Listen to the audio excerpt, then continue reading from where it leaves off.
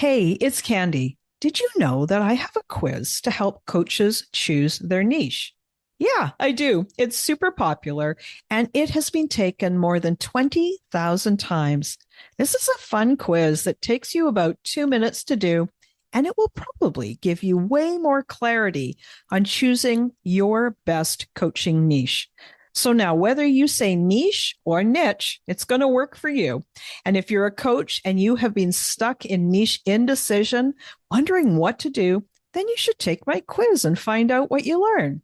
You can take the quiz today at coachnichequiz.com.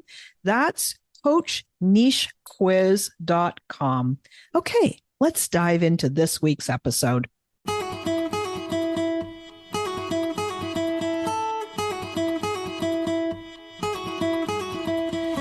Welcome to She Coaches Coaches. I'm your host, Candy Motzek, and I'm going to help you find the clarity, confidence, and courage to become the coach that you are meant to be. If you're a new coach, or if you've always wanted to be a life coach, then this is the place for you. We're going to talk all about mindset and strategies and how to, because step by step only works when you have the clarity, courage, and confidence to take action. Let's get started. Hello, everyone, and welcome to this week's interview episode for She Coaches Coaches. I have a special guest. Her name is Yvonne McCoy, and she is a return favorite. Yvonne is an international women's business strategist, speaker, and consultant, and she lost all of her clients due to the pandemic. Now, that was a few years ago. And so what she did was different. She pivoted her focus to helping herself and then her new clients with productivity and profit using a CEO mojo mindset. Welcome, Yvonne. I'm so glad you're back on She Coaches Coaches. Candy, I love talking to you, and I hope that your audience comes away with something really good. So excited to be here again. Yeah. So we were talking just before I hit record, and I know that what we're going to talk about is the concept of dead reckoning. Now, if anybody's watching this on YouTube, you're going to see that Yvonne's got Yvonne McCoy, business strategist, over top of her, the side of her there. But she's also got, I don't know, how do I describe it? A great photo behind you, right? There's money, there's time, there's everything. And every time I think about our business and I think about your approach of productivity and time and income and profitability, I always think that you've got a different approach. So we were going to talk about dead reckoning, and I know this might be different than most people are used to hearing. Well, I think the first thing, just, as clarification is, I think people think of productivity as being something that you check off a box, you do a checklist, and that's a whole different show.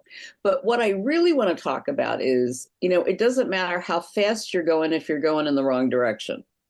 And that's where the one small change comes in. I think one of the things that was a huge lesson for me to learn, because I have to say that I had a very rigid personality.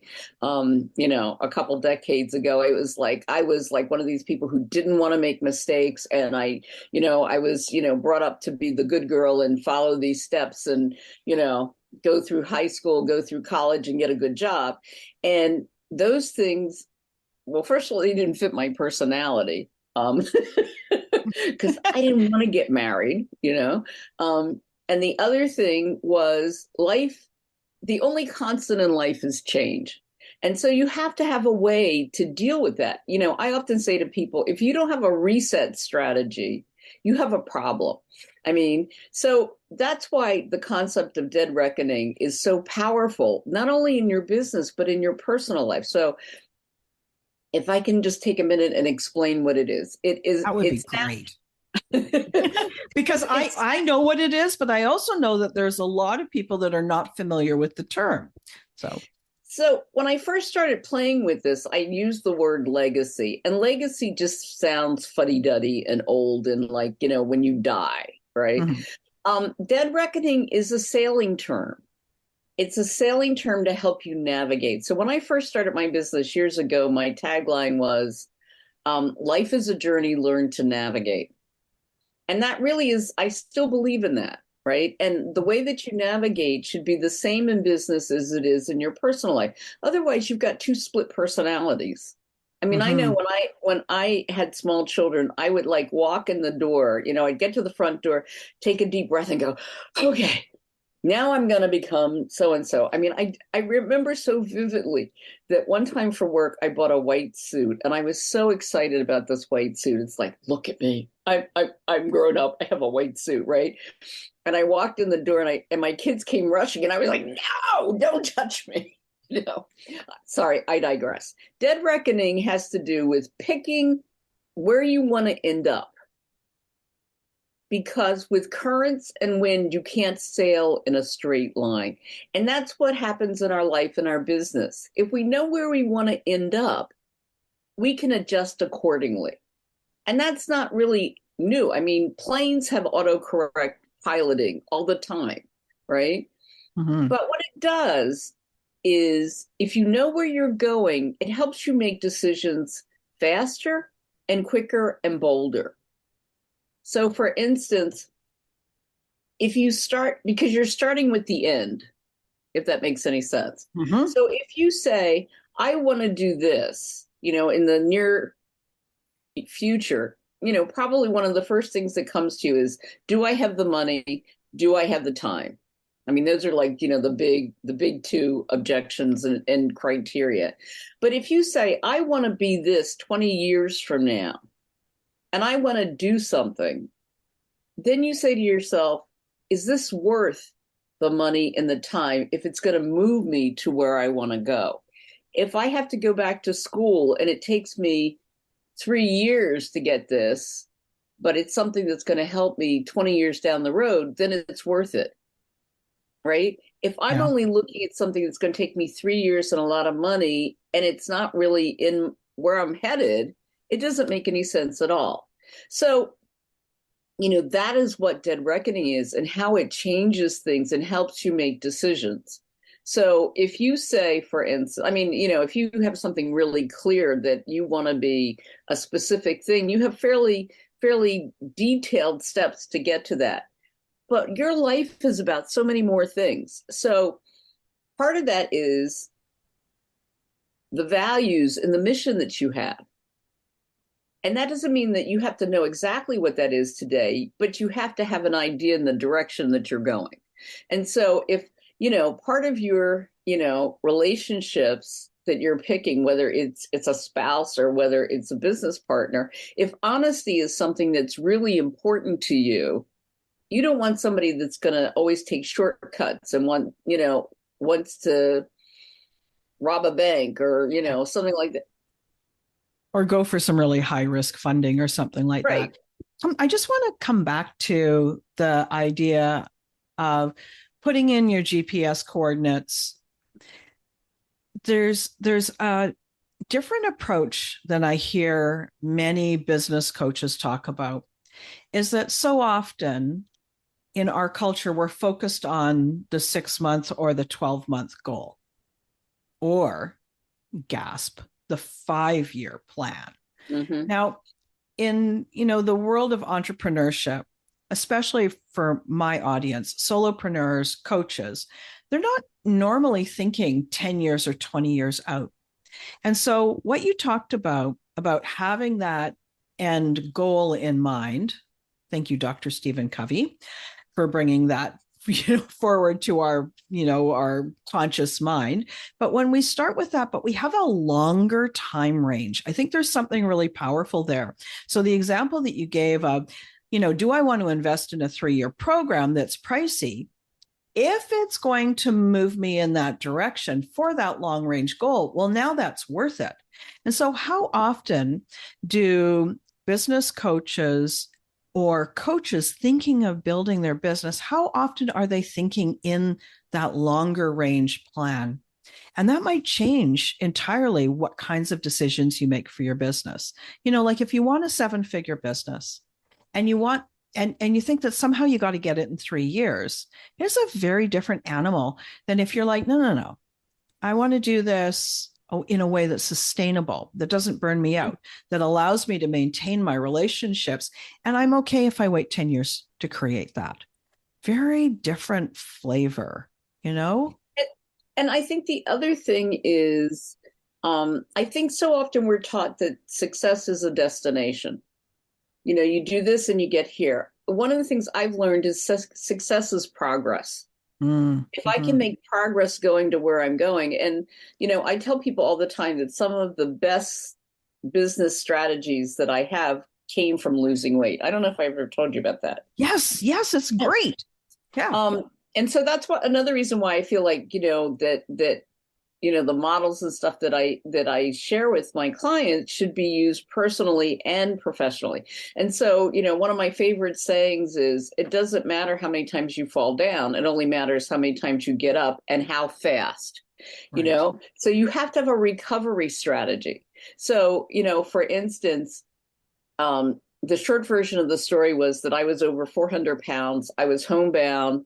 I ended up losing almost 200. I kept 150 of it off. But the reason I did it was because I wanted to be an active grandmother. Right. Okay. Right. Now, when my first grandchild came around, I wasn't going to be active with them. That, you know, I was going to play with them and all that kind of stuff, but I wanted to be able to go to the beach with them and, you know, take trips with them and all those kinds of things. Right. And that wasn't like something that was going to happen in the next 2 years, you know, or the next necessarily 5 years. So when I was faced with a challenge about how I wanted to live my life and how I wanted to eat, that was something that brought me back. It was like, okay, so I overate this time, but I don't have to keep doing that if I want to have these trips, right? If I want to, you know, and so when you actually, I mean, before the pandemic, we went to Mexico and I took my kids and my grandkids and we rented a villa and it was fabulous. It was like my dream come true about what I wanted to do to be an active grandmother, you know? Mm. I mean, we Yeah. had our own pool and we went scuba diving and we did all these things, right? And so that is the feeling that you want to have. It took me a while to get there, but each time I did something, it was like, okay, this is kind of, you know, affirming what I want, but I want more. Yeah. And Yeah. so again, you made that choice, you put those GPS coordinates in, and it was more of a quality than anything. I want to be an active grandmother, Mm-hmm. so you get to decide what's active. In your case, it was very active, and for others it may not have been as active, but you got to choose that for yourself. And then you've got a time frame, you used it to give yourself that grace to actually Mm-hmm. achieve that, and using it as that guidepost, like, well, so this action that I did moved me away from where I wanted to be as an active Mm-hmm. grandmother. So what do I do next? Right. So I fell down and then I got up. Right. So recovery. So I'm just kind of working through Which here. is So which is kind of like resilience. Recovery is yes, I just yeah. there's a piece here that I think is really helpful for the listeners. So we start with like, what's the dream, right? What's the end? And then we know we're going to fall down. So we have a recovery plan. We give ourselves some time. What else? What else do we do? I think a really important part of it is, I don't know how to say this right, so it sounds right, but Yeah. that you don't blame yourself. Oh, If, yeah. if you're doing something new, you're going to make mistakes. And our typical way that we approach things is, what's wrong with me? Or I'm not good enough. Or why can't I do this? Everybody else seems like, we compare ourselves to other people. So it's like, why can't I do this and everybody else is doing it? And the part that comes into play, particularly when you're working really hard and you're not seeing the results, it's like, I'm working really hard. And so one of the, I say to, models that I give my people is called the 3 Ps. Okay. And so typically when we're either, talking to ourselves or we're talking to, when we start to bring staff on, we have this, we talk and say, why is this happening to me? What's wrong with me? Or, Cheryl never does this right, or Bob, And so the first P is not to go to the person, but to go to the procedure. Mm-hmm. Okay. So that you have something objective to look at. What was supposed to happen? What were the steps that I was supposed to use? What threw me off? So in terms of, let's say, this sounds really weird, but in terms of like eating, I used to be like the first person at a buffet. I was there first, right? And so I had to say to myself, what is the purpose of me going to this restaurant or whatever? And it was to socialize. It was not to eat like I was, never going to eat again, like the last meal. And so what I started doing was not being the first person in line. And I discovered something really weird, that apparently it's really important to me how the food looks. So if it Oh, looks like it's been moved around, then I yeah. don't want it.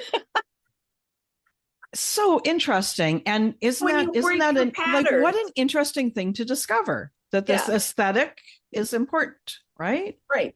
So when you do something new, you're going to break your pattern, and even if you don't succeed, you're going to learn something from it, Mm-hmm. Mm-hmm. right?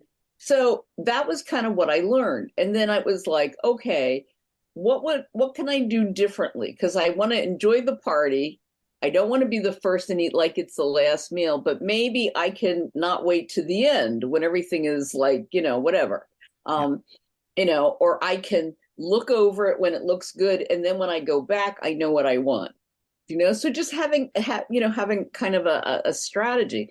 But you are always going to, if you look at the procedure, not going someplace and being hungry when you go, Mm-hmm. right? So that you don't, you're not like, oh, this is a food thing. But in your business, it's the same thing. What is the purpose? Why am I doing what I'm doing? Like when COVID hit, I was like everybody, I needed cash flow. So I'm like, I'm going to put together a workshop. I'm going to put together a class. But I also was doing my course that I was having professionally videoed and stuff. And I'm like, the class that I was going to do was gain an hour a day, right? It was still a good class, but I didn't have enough time to do both. And I sat down and said, okay, this is for short-term thing.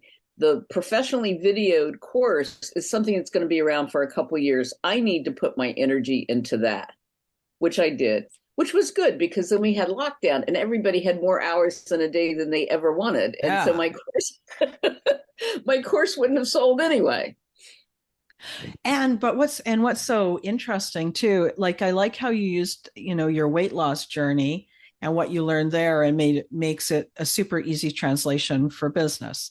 When you're see the awareness, like what's my process? So the first thing you're doing is you're looking at the process instead of the person as a problem. So you're diffusing that negative emotion, the Mm-hmm. embarrassment, that negative self-talk. Then you created a slightly different procedure, right? You created a Mm-hmm. slightly different process in the I'm not going to be the first at the buffet, for example. And then how did that go? And then you evaluate and then Mm-hmm. you adjust. And, But and and go it's, ahead. Sorry. sorry, there's something else here that is so important, especially around solopreneurs, is this not getting into blaming yourself. Like Mm-hmm. that alone, if anybody's listening to this episode, just pause and rewind that. Listen to how Yvonne describes that. Like this, stop blaming yourself. You're not a problem. You're just learning a new thing. You got to be willing to make those mistakes, right? So when you get to the person part, whether it's you or another person, one of the things you're looking about is, did I know exactly what I was actually trying to do? Did I really know? Did I have a clear purpose, right? About what Mm-hmm. I was going to do? Did I have the training necessary to do it? Did I have the resources to do it? Okay. So, an example that I give, if you delegate to somebody else and you say, make me, you know, 25 collated copies of something and they come back and they only have 15, right? If the issue is they ran out of paper, it's not that they didn't know how to make it, but they ran out of paper, then the procedure that you now need is, what do I have in place stuff gets ordered ahead of time so we don't run out of paper. And the Right. same thing is true, for us. Do I have the training? Do I have the resources? If I don't, where can I go? Where can I go get help? And I think as solopreneurs, I think we think that asking for help is a weakness. Mm-hmm. Asking for help is a strength, Yeah. right? Because you're actually aware that you need something to make your big idea work. And then there's one last thing. The third P is be proactive. And what that means is don't solve every problem as, an individual problem. Say, where might this happen again? And what can I put in place so that I can eliminate that one? And what'll happen, to your great dismay, is that you'll find a new problem that you need to solve. But you won't have to solve that one again because you've worked it out. And so I think, the whole thing about being an entrepreneur is, if you're growing, you're always going to have more to do in the same amount of time. And so that feeling of, why isn't this getting easier, is always going to be there. And, that little voice in the back of your head that goes, why am I not getting this right? And the thing, this sounds terrible. The thing that gives me great hope is when even though I say don't compare yourself to other people, but I just got an email in it from some big person who went, oops, my link doesn't work. And I'm like, It happens to everybody, right? Right. Yeah. That's life. It happens to everybody. No big deal. And sorry, and so the three P's are, tell me them again, please, so that I've got them as firm in my head. Yeah. You start with procedural, then you go with personal, and then you go to proactive. Right. Cool. And then the proactive allows you to forestall other problems that may happen because you're looking for where is it transferable. And there's also that, sometimes the word process feels like it's a 4-letter word, but it's not, right? So, as you're talking me through this, I'm thinking, even somebody who's working on their own actually has a little bit of a process. It doesn't have to be a complicated thing for it to be a process. How do you publish a blog post, for example? Or what's the steps that you take for your social media post? And so if you just even grab yourself a Post-it note or open a note on your phone and just say, oh, every time I want to do a social media post, I always do these things. I get an idea. I, keep a list of inspirations that I might have. I choose one of those inspirations. I write the title. I want to make sure that I'm making an offer for something or that I'm clear on why I'm doing it.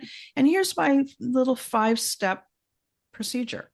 And then if that post isn't working, your 3P still applies. This doesn't have to be complicated stuff, right?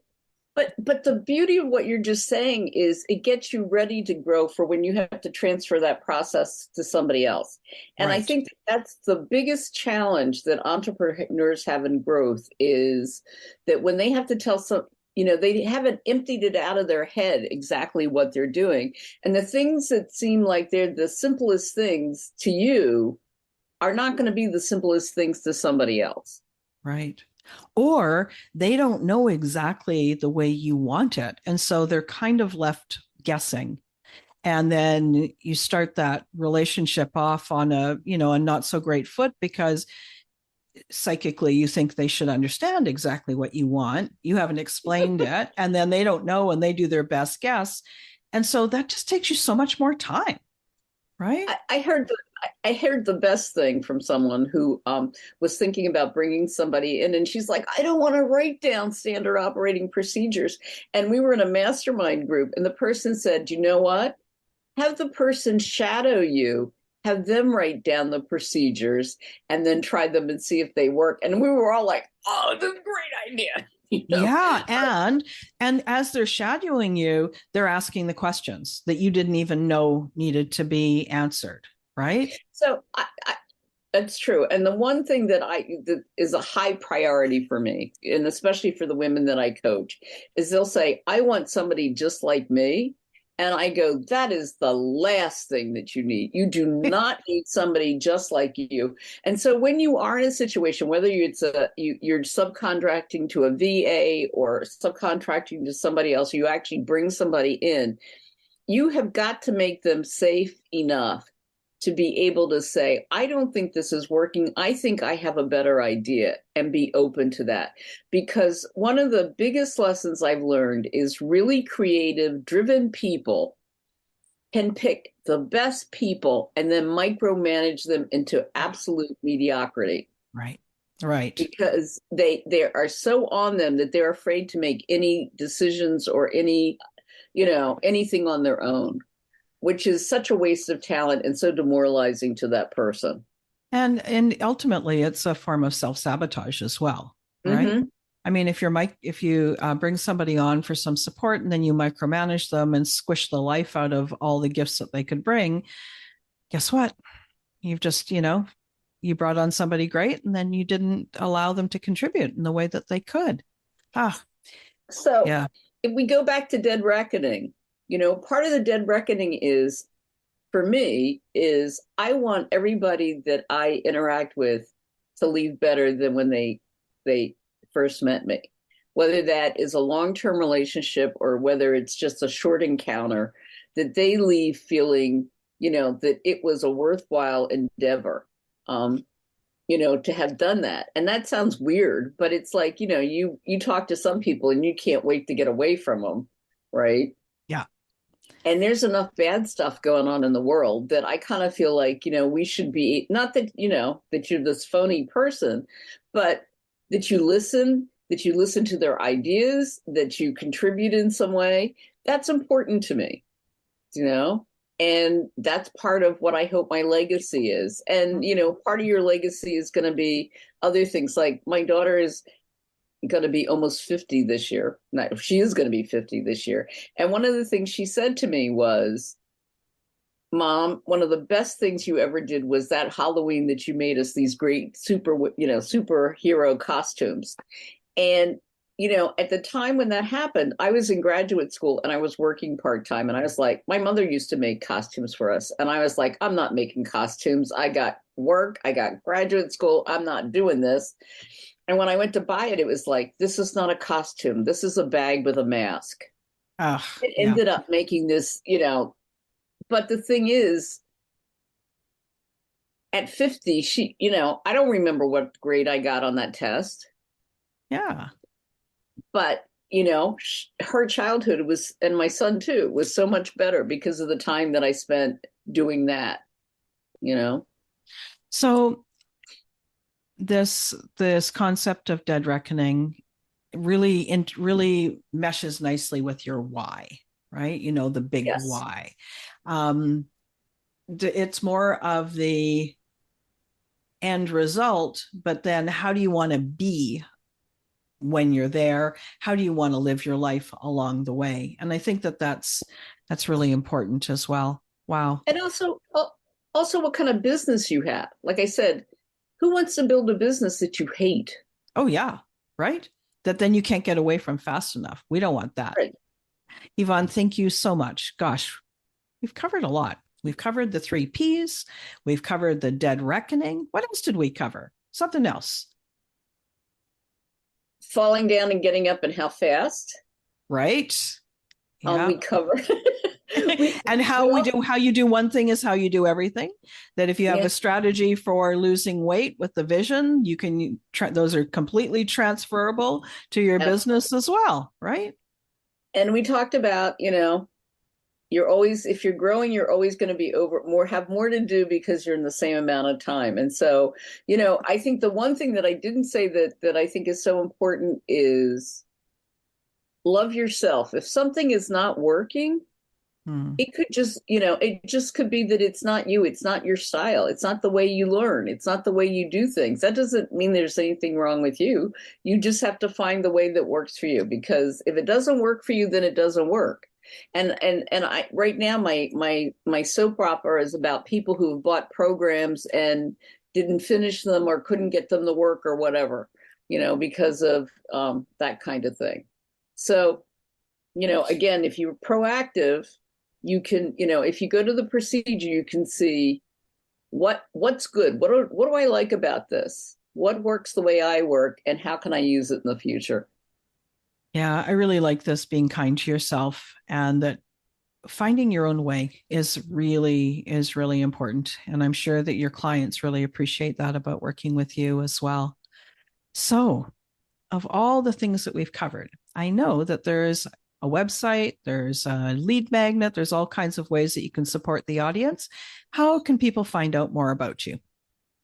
Probably the easy way is to book a call with Yvonne or go to www.productivitycoach.today, which is my free course.